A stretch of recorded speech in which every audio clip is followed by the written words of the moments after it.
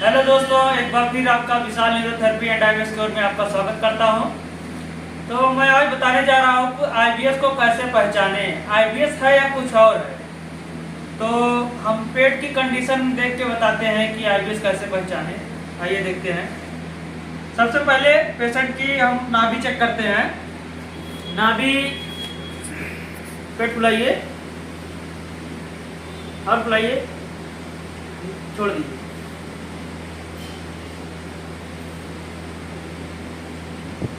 नाभि इनकी यहाँ पे है, राइट साइड, लेफ्ट साइड थोड़ा ऊपर। ज़्यादातर मैंने आईबीएस के पेशेंटों में देखा है कि नाभि जो है लेफ्ट साइड में ही रहती है। तो नाभि को सेंटर में लाना बहुत ज़रूरी है, तभी पेट सेट होता है, नहीं तो गड़बड़ी रहता है। सबसे पहले मैं बताना चाहूँगा कि आईबीएस का लक्षण जो है कि एब्डोमिनल एरिया इनका जो है, ये एब्डोमिनल एरिया पूरा टाइट रहता है। इसमें गैस नहीं, मतलब हवा नहीं जाती है पूरी तरह से। और एक इसमें रहता है कि राइट साइड या लेफ्ट साइड दोनों तरफ का एरिया फूलता नहीं है, और जो है इसमें गुड़गुड़ की आवाज़ आती है। और इसमें यह है कि अगर नाभि ऊपर जाती है तो कॉन्स्टिपेशन रहता है, नीचे जाती है डायरिया रहता है, आजू बाजू जाती है तो यूडियम और मिक्सर आता है। और मैं बताना चाहूँगा कि यह अगर यहाँ दबाने पे आपको सबसे पहले इधर चेक करना है, ये पेंक्रियाज का एरिया है, यहाँ दबा के चेक करना है कि आपको अगर यहाँ पे पेन हो रहा है तो आपके पेंक्रियाज में इन्फेक्शन है, पेंक्रियाज में दिक्कत है। अगर आपको यहाँ दबाने से दिक्कत हो रहा है, आप ऐसे दबा के थोड़ा चेक करिए 3 उंगली बना के, तो आपको बड़ी आंत में दिक्कत है। अगर यहाँ उससे थोड़ा नीचे आइए, नाभि के ऊपर थोड़ा 1 इंच ऊपर दाबिए, अगर यहाँ दिक्कत है, दबाने पे पेन हो रहा है, तो आपको छोटी आंत में दिक्कत है। और ये एरिया पे अगर पेन आ रहा है तो आपका गैस्ट्राइटिस का भी प्रॉब्लम रहता है। और चेक करना है कि अगर लेफ्ट साइड दाबने पर नाभि के बगल में अगर पेन हो रहा है तो आपके म्यूकस में दिक्कत है। राइट साइड में दाबने पे आपके इधर पेन आ रहा है, चुभन आ रही है, तो आपको लीवर में दिक्कत है। और राइट साइड इस तरफ दाबने पे अगर दिक्कत आ रहा है तो आपको यूडीएफ की दिक्कत है, डायरिया की दिक्कत है। अगर लेफ्ट साइड ऊपर में इधर दाबने पे आ रहा है, पेन आ रहा है, तो आपको कॉन्स्टिपेशन रहता है, कॉन्स्टिपेशन में दिक्कत है। और आपको नाभि के इधर दाबने पे, लेफ्ट साइड इधर दाबने पे आ रहा है तो आपको लेफ्ट ओवरी में दिक्कत है, और इधर दाबने पे पेन आ रहा है तो राइट ओवरी में दिक्कत है। नाभि के नीचे अगर पेन आ रहा है तो आपको सेक्सुअल प्रॉब्लम की दिक्कत है, और ये पूरा हिस्सा टाइट रहेगा तो आपको सेक्सुअल प्रॉब्लम रहेगी। तो मैं बताना चाहूँगा कि आईबीएस में यह होता है कि पेट अच्छे से फूलता नहीं है। तो एक बार मैं इनका पेट फुलाता हूँ, देखिए कैसे पेट इनका फूलता है। फुलाइए जी, देखिए इनका पेट फूल नहीं रहा। ये नीचे का हिस्सा उठा लिए हैं, नीचे का, इनको सिर्फ पेट फुलाना, नीचे का हिस्सा पेट फुलाओ जी। हाँ, ऐसे देखो ये हिस्सा फूल रहा है, ये इधर का हिस्सा बहुत कम फूल रहा है।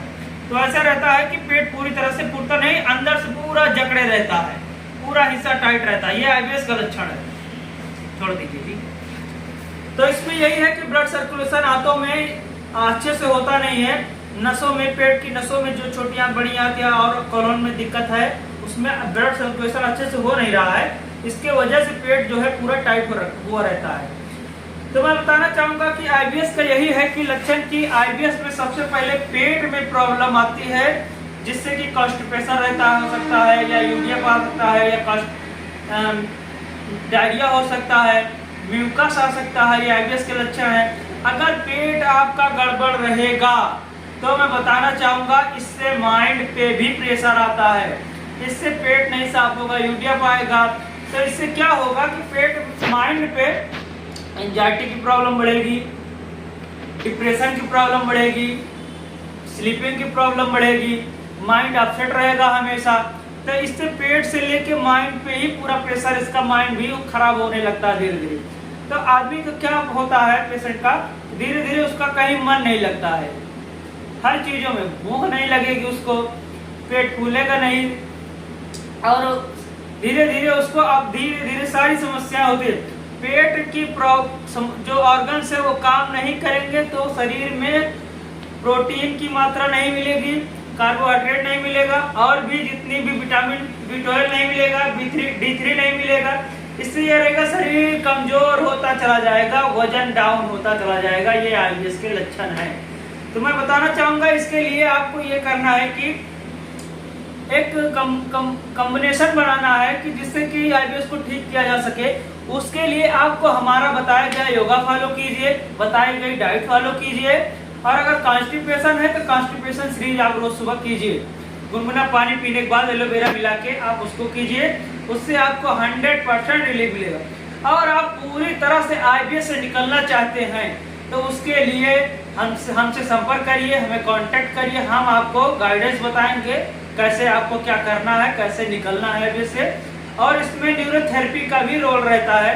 हम न्यूरोथेरेपी दे के पेट के जो पेन पॉइंट रहता है उसको हम निकालते हैं चेक करके। जब धीरे धीरे हम पेन पॉइंट हर जगह के हर ऑर्गन की निकाल देंगे तो वो जो ऑर्गन है वो अपना धीरे धीरे सही होने लगेगा, उससे आपको रिलीफ मिलेगा। धीरे धीरे आप पुरानी जिंदगी में वापस जाने लगेंगे तो आपको पुरानी जिंदगी वापस मिल जाएगी। तो दोस्तों मैं यही कहना चाहूँगा कि आप समय निकाल कर हमसे कांटेक्ट कीजिए और हमसे गाइडेंस लीजिए। हम अपना जो जर्नी है वो आपको शेयर करेंगे, कैसे हम IBS से निकले, क्या क्या किए, क्या सावधानियां बरतनी है आपको, ये सब आपको IBS में फॉलो। तो दोस्तों मैं यही कहना चाहूँगा कि लोग बोलते हैं कि IBS ठीक नहीं होता है, IBS ऐसे लाइलाज बीमारी है, ऐसे चलता रहता है, इसको मैनेज करके चलना पड़ता है। तो मैं यही कहना चाहूँगा कि तमाम YouTube पे वीडियो पड़ी हुई हैं कि ऐसे IBS से लाइलाज बीमारी है, चलता रहता है, लोग भ्रमित करते हैं। IBS को ठीक हो सकता है, 100% ठीक हो सकता है। हम बस इसमें गाइडेंस की जरूरत होती है। तो दोस्तों आप इधर उधर भटके नहीं, आप ज़्यादा परेशान मत हो दवाओं के चक्कर में और जांच के चक्कर में। जांच में कुछ आता नहीं है और इसको जो है आप परेशान हैं। न्यूरोथेरेपी भी आप ले चुके हैं तो भी आप नहीं ठीक हो रहे हैं, तो उससे एक बार मुझे मौका दें, मुझसे संपर्क करें, मुझसे बात करें। मैं 100% आपको जो है आपको IBS से निकलने के लिए आपको पूरी जानकारी बताऊंगा, पूरा अपना शेयर करूंगा 100% जो मैं जानता हूं। तो दोस्तों मैं यही कहना चाहूँगा कि आप मुझसे एक बार संपर्क करें और जो है मुझसे गाइडेंस लें। मैं आपको 100% निकालने की गारंटी दूंगा। तो आप जो है दोस्तों तब तक के लिए मिलता हूँ एक नई वीडियो में, तब तक के लिए धन्यवाद।